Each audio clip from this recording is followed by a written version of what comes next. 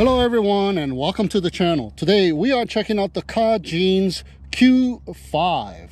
It is a 4K UHD camera, 3-axis gimbal and electronic image stabilization, 2 kilometers or 6,500 feet video transmission, 3 kilometers or 9,800 feet control distance, brushless motor, GPS RC Quadcopter ready to fly. So taking a closer look, we have a foldable RC quadcopter with brushless motors and the dual bladed floppy props.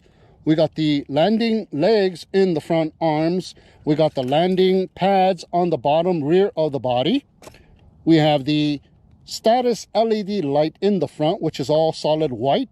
And we got status LED lights on all 4 arms.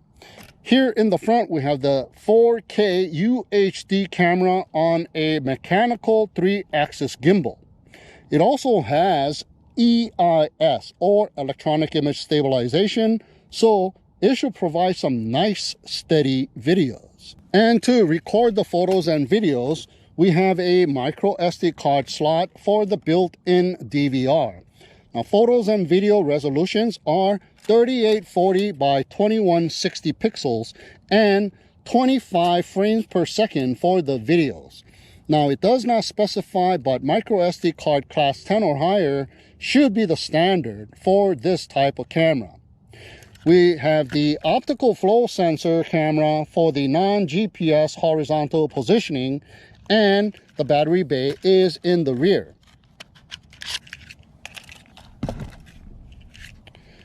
The battery is a 7.4 volt, 2000 milliamp hour, 14.8 watt hour LiPo battery. Good for about 23 minutes of flight time. So short press the power button to check the battery level. A short followed by a long press powers up the battery and also powers off the battery. And that is how the quadcopter will power on and off as well. So slide it back in and it'll click into place. Now the remote controller has a huge 5.5-inch touch screen color display built in, so you don't need a phone for the FPV. Now there is an app for you to download called the Fly FTP app, but I could not connect my phone to the remote or to the quadcopter. So there is no way to screen record because this remote controller does not yet support screen recording, which is a bummer. But it does have a built-in micro SD card slot, which you can use to access the photos and the video files on the micro SD card recorded by the quadcopter without the quadcopter being turned on and connected, which it can also do with the micro SD card still inserted in the quadcopter. It also has a built-in 3.7 volt, 1,500 milliamp LiPo battery. Now, the usage time, however, is not specified. Now, it is fairly light considering the size of this remote controller, and it comes in at just 295 grams. So we have the fold-out antennas that have the bulges on the sides.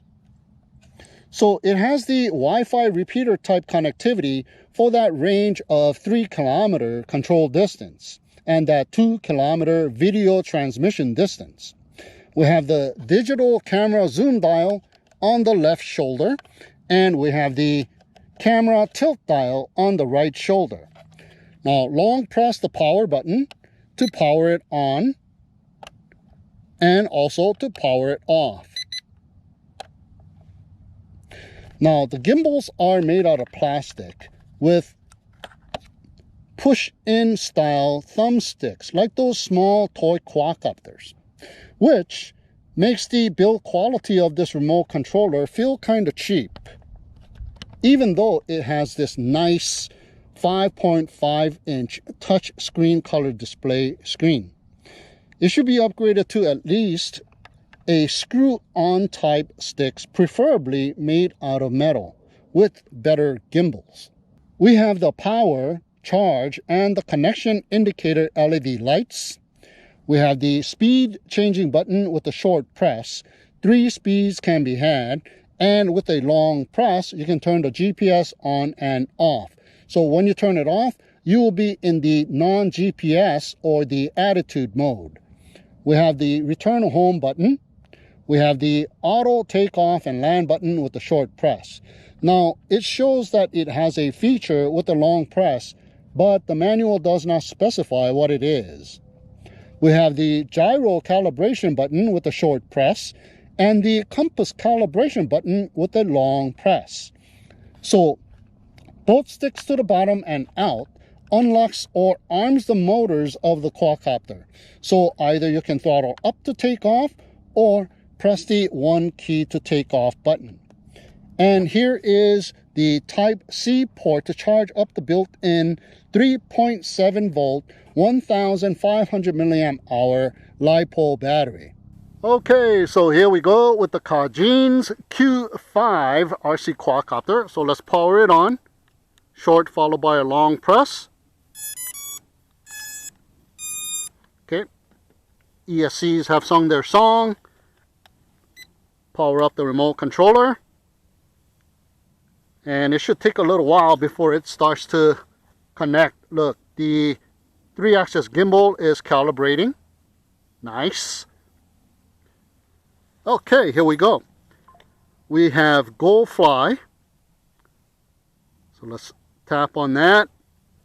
And I quite don't have any FPV video transmission yet, so we gotta wait a little bit.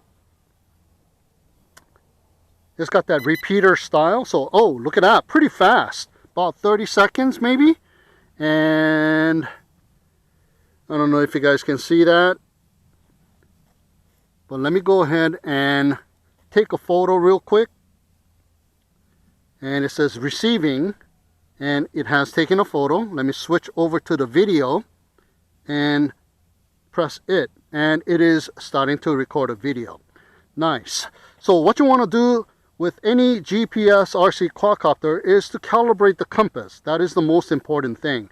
And with this quadcopter, we have the option of the hard remotes button, dedicated button to calibrate the gyro and the compass, or you can use the on screen. We have the compass calibration and the gyro calibration. So let me go ahead and hit that compass calibration button, and it tells you to geo calibration, horizontal rotation, full 3 turns,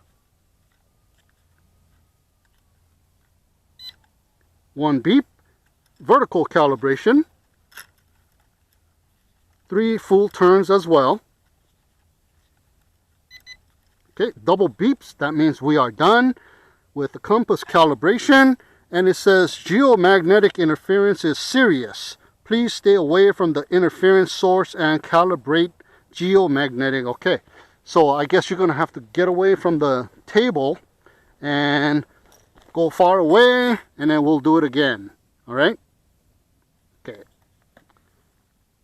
I noticed that about this quadcopter. If I do it on the table, it will give me that error message and prompt to do it somewhere else. Okay, see, now there is nothing on the screen, so it's calibrated correctly. Now I'm going to go ahead and hit that gyro calibration. Accelerometer calibration in progress. Okay, we are done with calibration. So I'm going to go ahead and take off from the table and face it that way. Now both sticks to the bottom and out arms the motors first, and then you can go ahead and hit that 1 key to take off. Or you can also hit 1 key to take off on the screen, I imagine. So let's go ahead and arm the motors and check it out. It does not want to arm because we haven't quite acquired the necessary GPS satellite. So this is the perfect time. I'm going to go ahead and turn off GPS, long press, and then arm the motors. Now we are in the attitude mode, so let me go ahead and hit that 1 key to take off, and there you go, non-GPS or the attitude mode. And look at that, it is holding steady, pretty nice. Let me go and Go forward just a little bit. Okay, we got a warning. It says, at present, it is optical flow mode 1 without GPS function, and all GPS return function Please pay attention to your flight distance to avoid damage or loss of aircraft due to long flight distance. It is recommended to switch to GPS mode 2. Okay, so let me go ahead and hit that, and let's check it out. Oh yeah. Okay, I'm yawing, but it is moving away. It is now holding position. Okay.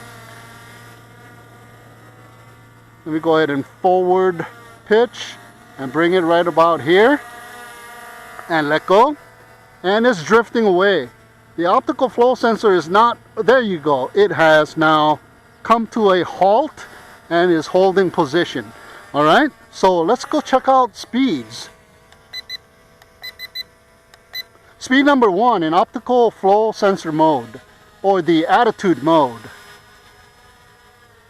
It's very docile, very slow, and that is the full yaw speed. It's got a pretty nice smooth video transmission. There I am, coming towards me, and there it goes. And let me check out the speed here. I think the vertical distance and the horizontal distance is mixed up. Yeah, seems to me it's like going 1 meters per second, but it's recording it as vertical. Okay, let me go ahead and hit speed number 2. Okay.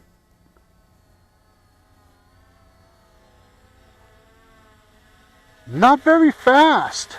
Looks like it hasn't really increased speed. Let me check it out here. Yeah, it's still like registering in at under 1 meters per second. So maybe it's because we are in the attitude mode. So we need to go into the GPS mode. So let me go ahead and see if we acquired any GPS satellites. No, not yet. It's still recorded as 0 GPS satellites. Let me go ahead and bring it in for landing here. What? This is the first quadcopter that did not acquire any GPS satellites in the amount of time. Maybe because we are in the attitude mode. Okay, so landed it. Let me go ahead and hit GPS button. We are in the GPS mode, and there you go. We got 12 GPS satellites. And let me go ahead and take off from the middle of the landing pad as well. So now we have, it says GPS signal, allow fly, point. Okay, point. All right, so let's go ahead and arm it, and I'm just going to manually take off. All right, so we have optical flow sensor position hold as well as GPS position hold, and looks like it's pretty decent. All right, so let's get it angry. And yep, it goes back to its position. Went down in altitude a little bit, but it's now back up to where it was. All right, so let's go ahead and speed number 1. Is it any faster? Yeah, now it's going like almost 3 meters per second, 2.9 meters per second. Turn around. And there you go. That is the yaw speed. Very wide yaw. Okay, speed number 2.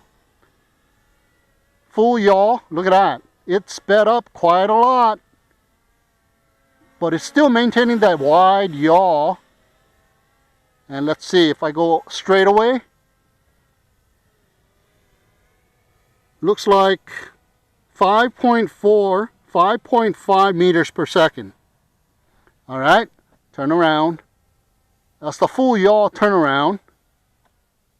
And let's hit speed number 3, and here it comes. Okay. 6.7, 6.8 meters per second. And there is the full yaw, but the yaw radius is basically about the same. Maybe it got a little bit smaller.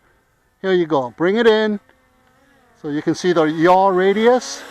That is a full yaw, and it drops down in altitude. I gotta throttle up. I gotta turn around and throttle up. Here we go. Full yaw. Yeah, it didn't get that much smaller or faster. Maybe a tiny bit, okay? That is speeds 1, 2, and 3, guys. So let's bring it down right about here. And there I am. So let's go ahead and zoom in. Okay, that's zoomed out. Recording 4K video. Unable to zoom. Please stop recording before executing this function. Oh, really? So I can't record 4K video and zoom at the same time. Oh, that kind of sucks. So let me go ahead and stop the video and let me get my phone out and put the phone on the screen here. Man, kind of hard to do that without getting all kinds of reflections and stuff like that. Okay, here you go. All right, so let's zoom in. Record first, dummy. Okay, here we go.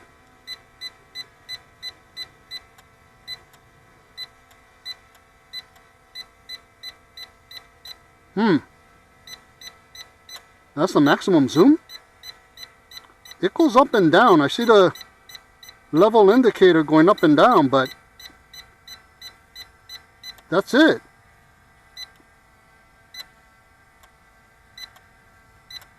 Yeah, that's about it. The zoom is not that great. Yeah? Okay, let's check out the tilt.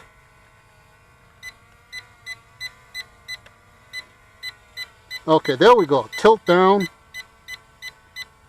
All the way down to minus 90 degrees. And all the way up to 0 degrees. Alright, so that's the zoom and the tilt. So I took off from the landing pad so we can check out the return home. So let's push it out just a little bit and let's hit the return home button. A short press rises up in altitude. Now it doesn't have a parameter adjustment for this. It is a default value of, I would say, about maybe 30 meters. 25, 30 meters. Okay. So it comes back, turns around. And descending. Eating some prop wash. And there's the landing pad. It's going to miss it. Unless it readjusts itself. It slowed down a little bit. So here we go. Hey, Mike. Oh.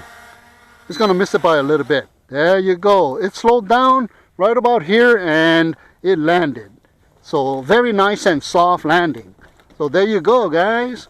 Return home works. Arm the motors. Manually take off. And this time I'm going to retake control while it's coming back. I'm going to do the return home on the screen. And it gives you a return home option, OK or cancel.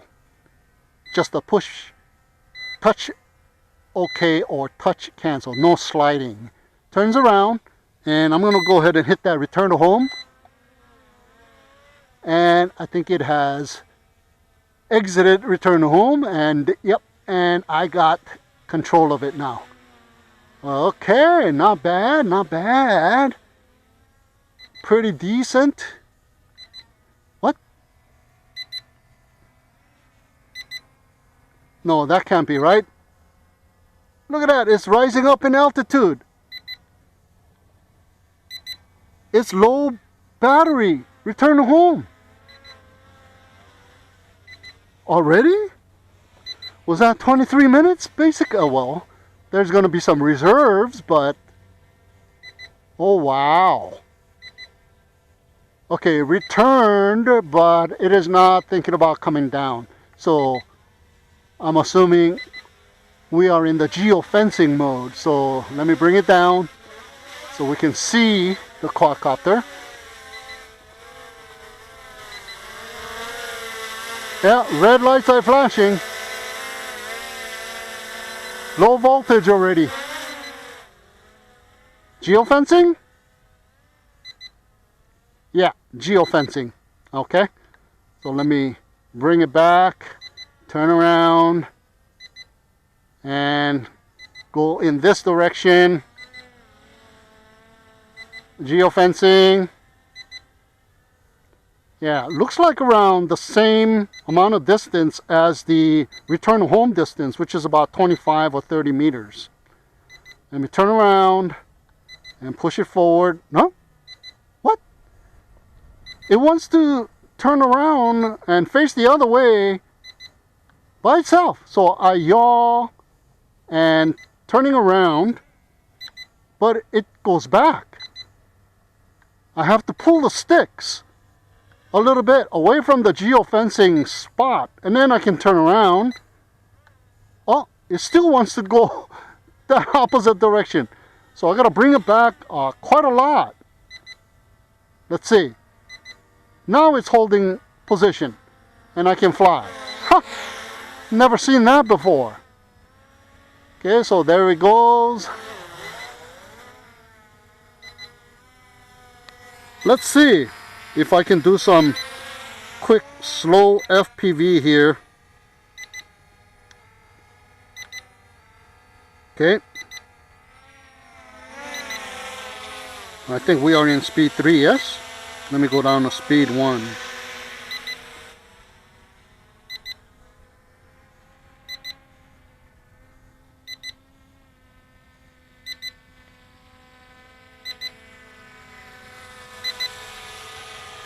Okay, I made a full circle, missed myself.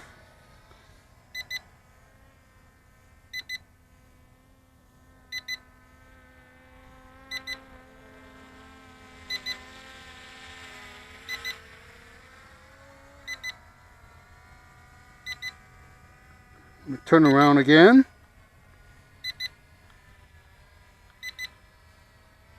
Okay, there I am. There we go. Fly over the car.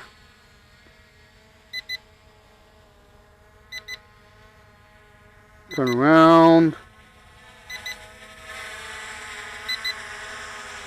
Go away.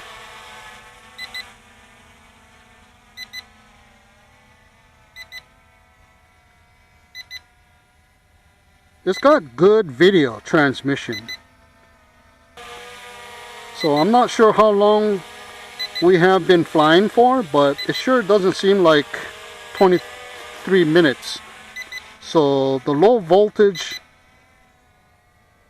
came on pretty fast, and the battery level indicator is showing 7.14 volts, and the remote control level indicates about 50%. We still got 12 GPS satellites. And yeah, so I wonder how long is this low voltage stage. Is it gonna take quite a long time before it starts to come home and land? Maybe, or just land where it is standing when the battery becomes critically low. So there you go, just cruising around in speed number 1 within the geofencing. Yeah.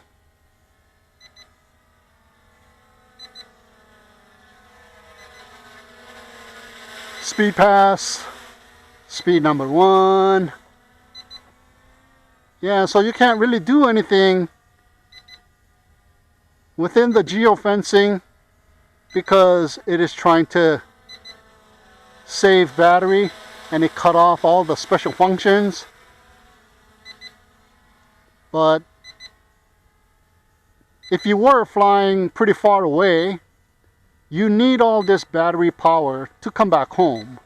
So that is why the stage 1 low voltage lasts so long. So it's a good safety feature for people who fly far away.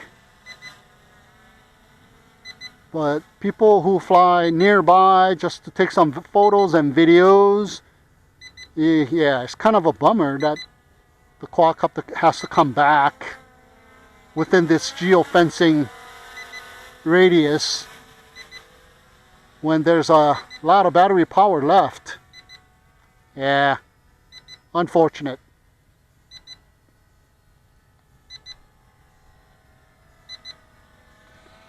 There he comes.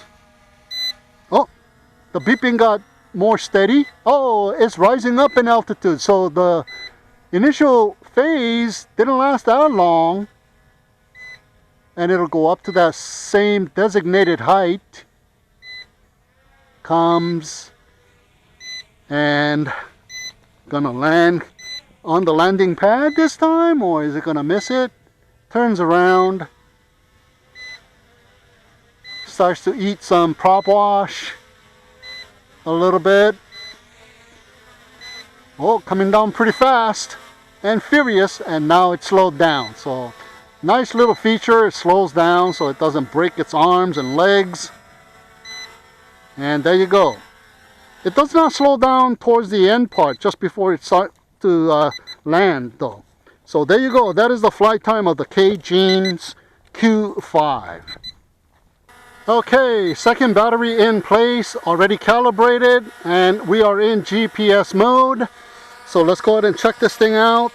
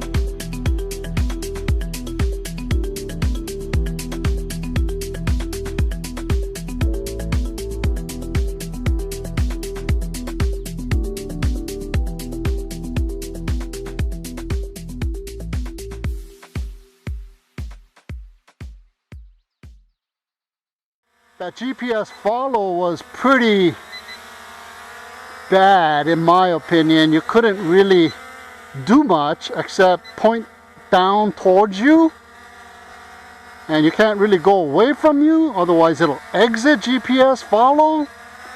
The catapult or the up and away worked, and the rocket worked pretty good, but you need to stop recording, and it records once you start that feature. That orbit as well. So yeah, there you go guys. I guess I'll call it a day here and bring this thing in.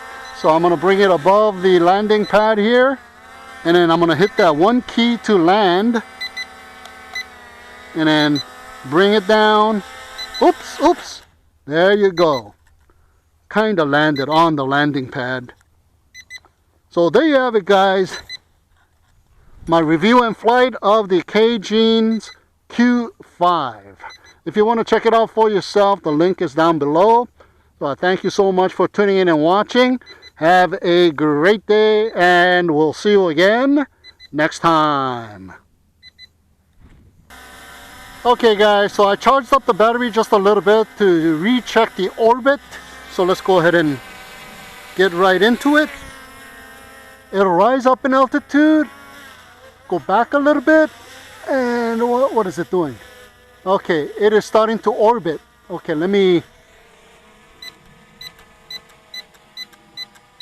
camera tilt down a little bit, and can I go back?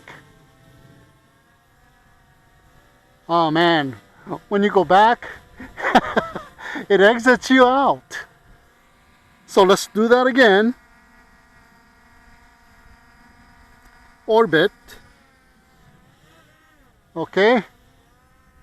Oh wow, kind of erratic, but it is starting to orbit. And now we are in the low voltage again. But it does orbit in that small radius. So if you pull the sticks back, it will exit you out from the orbit. So the orbit is useless.